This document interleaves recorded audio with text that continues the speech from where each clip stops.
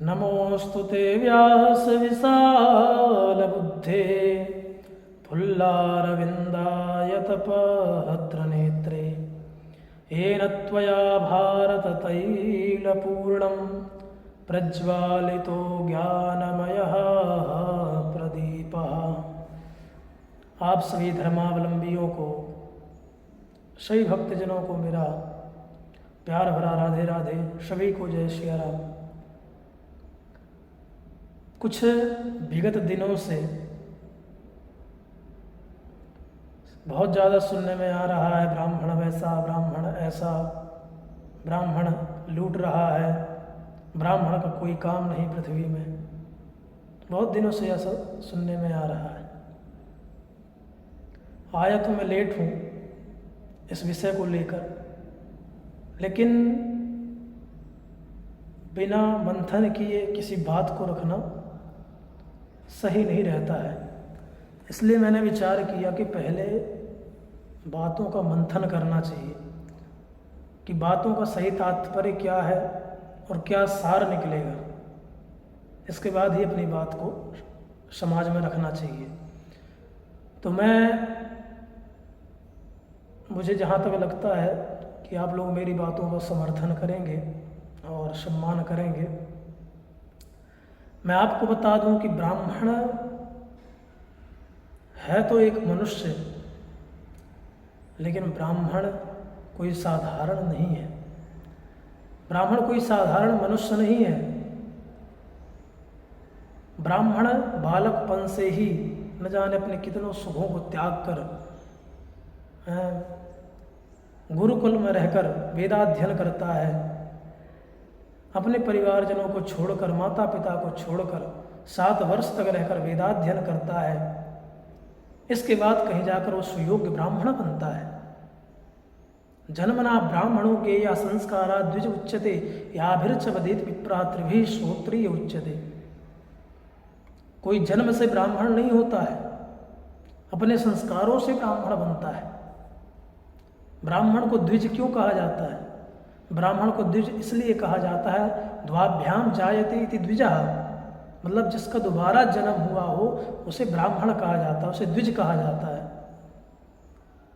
दोबारा जन्म कब होता है? जब हमारा यज्ञोपवीत संस्कार संपन्न होने के बाद जब हम वेदाध्ययन करते हैं, तब जाकर हमारा दूसरा जन्म होता है। तो सबसे पहले तो मैं ब्राह्मणों के लिए ही प्रार्थना करना चाहूँगा कि जो भी हमारे विप्रदेव, जो भी ब्राह्मण हैं, अपने कर्मों से ना भटकें। क्योंकि इंसान जब अपने कर्मों से भटक जाता है, ब्राह्मण जब अपने कर्मों से भटक जाता है, तो एक विनाश की स्थिति उत्पन्न हो जाती है।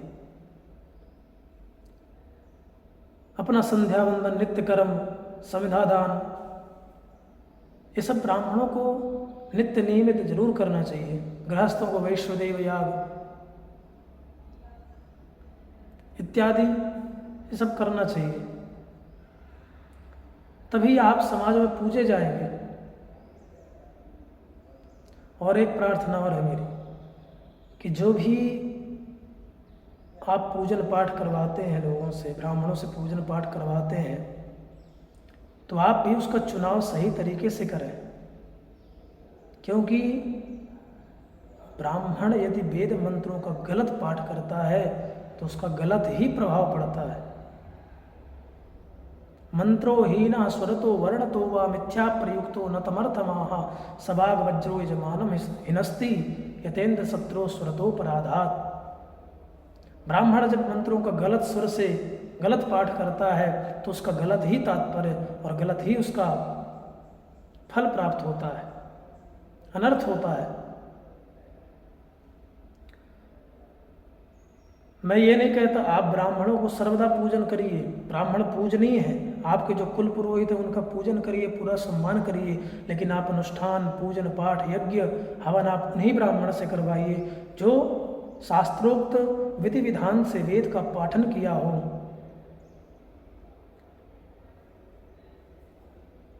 और जो लोग कहते हैं कि ब्राह्मण कुछ नहीं है, ब्राह्मण से क्या होता है, तो मैं आपको बता दूं कि जो रघुगढ़ राजा था, भरत जी से क्या कहता है पता है?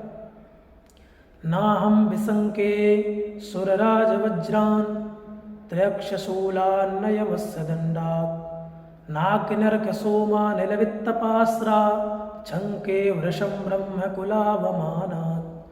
महाराज, नाहं विसंके सुरराज वज्रान, मैं तो शंकर जी के त्रिशूल से डरता हूँ, न इंद्र के वज्र से डरता हूँ। त्रक्षशूलान न यमस्य दंडात और नाग्निर्क सोमा निलवित्त पास्त्रा छंके वृषम ब्रह्मकुलावमानात्। मुझे किसी से भय नहीं लगता। मैं तो महाराज यमराज से भी युद्ध कर सकता हूँ, लेकिन मुझे ब्राह्मणों से बहुत डर लगता है। इंद्र कुलिस्म मसूल विशाला, मेरे को ब्राह्मणों से बहुत भय लगता है। इसलिए भैया, ब्राह्मणों के यदि अपमान करोगे, ब्राह्मण रुष्ट हो जाएगा। तो कुलम समूलम दहाति ब्रह्म स्वारणि पावकः, आपका कुल समूल नष्ट हो जाएगा। राजा नृग ने ब्राह्मण का अपमान किया, गलती से अपमान हो गया, तो उसे राजा नृग को गिरगिट की योनि प्राप्त हुई। भगवान ने अपने बालकों को, अपने पुत्रों को उपदेश दिया, ब्राह्मण की जितनी महिमा गाई जाए उतनी ही कम है। पृथिव्याम यानि तीर्थानि तानि तीर्थानि सागरे, नमो ब्रह्मण्य देवाय गो ब्राह्मण हिताय च जगद्धिताय कृष्णाय गोविंदाय नमो नमः। क्यों कहा गया है नमो ब्रह्मण्य देवाय? क्योंकि भगवान इस पृथ्वी पर जब जब अवतार लेते हैं तो केवल दो लोगों के लिए ही विशेष रूप से लेते हैं, गो और ब्राह्मण। और आप आज गौ और ब्राह्मण की रक्षा नहीं करेंगे तो महाराज, ये पृथ्वी में जैसे कोरोना जैसी महाबीमारी पैदा हुई थी, न जाने ऐसे कितने संकट उत्पन्न हो सकते हैं।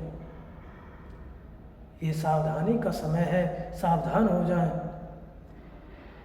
किसी ब्राह्मण देवता का अपमान मत करें यदि जीवन में आपको लोक और परलोक दोनों सुधारना है तो।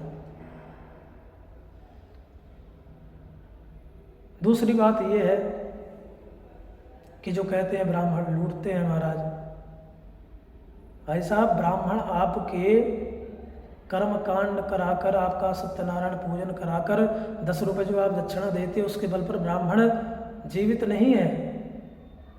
ब्राह्मण तो कर्मकांड पूजन पाठ इसलिए करवा रहा है कि अपना सनातन धर्म जिंदा रहे, अपना सनातन धर्म बचा रहे और देवी देवताओं को पूजा जा सके, इसलिए ब्राह्मण पूजन पाठ करवाता है। ब्राह्मण को शौक नहीं लगी है कि 6-6 घंटे बैठकर, 8-8 घंटे बैठकर रात भर शादी करवाए और जब उसको दक्षिणा देने की बारी आती है तो चाचा फूफा मामा जितने रिश्तेदार सब मीटिंग करते हैं महाराज की 1100 दे दिया जाए कि 200 दे दिया जाए कि 500 दे दिया जाए। कितना दुर्भाग्य है हमारे देश का। जिस देश में ब्राह्मणों को इतना सम्मान, ब्राह्मणों का इतना पूजन किया जाता था, आज ब्राह्मणों की ये दशा है। मेरी सभी से प्रार्थना यही है कि सभी लोग ब्राह्मणों का सम्मान करें और ब्राह्मणों का पूजन करें, तभी जीवन में आप सुखी रह पाएंगे। अन्यथा ब्राह्मणों के श्राप से आज तक कोई नहीं बच पाया है। ब्राह्मणों का श्राप कुलम समूलम दहाती, पूरे कुल को नाश कर देता है महाराज। ब्राह्मण की महिमा जितनी भी गाई जाए उतनी भी कम है। मैं ज़्यादा नहीं कहना चाहूँगा, लेकिन बस इतना ही कहूँगा कि आप ब्राह्मणों का सम्मान करिए, पूजन करिए। ब्राह्मण कैसा भी हो, यदि उस घर में ब्राह्मण का जन्म हुआ है तो पूजनीय है, चाहे कर्मनिष्ठ हो या ना हो। भाई साहब, अग्नि कैसी भी हो, अग्नि कैसी भी हो, लेकिन अग्नि का गुण है जलाना। अग्नि को चाहे आप चिता की अग्नि को आप पकड़ो या आप जाकर यज्ञ की अग्नि को पकड़ लो, दोनों अग्नि ही आपको जलाएंगे, दोनों में फर्क नहीं है। उसी प्रकार ब्राह्मण है, ब्राह्मण वंश में यदि ब्राह्मण उत्पन्न हुआ है तो आपका पूजनीय है, आपका सम्मानीय है।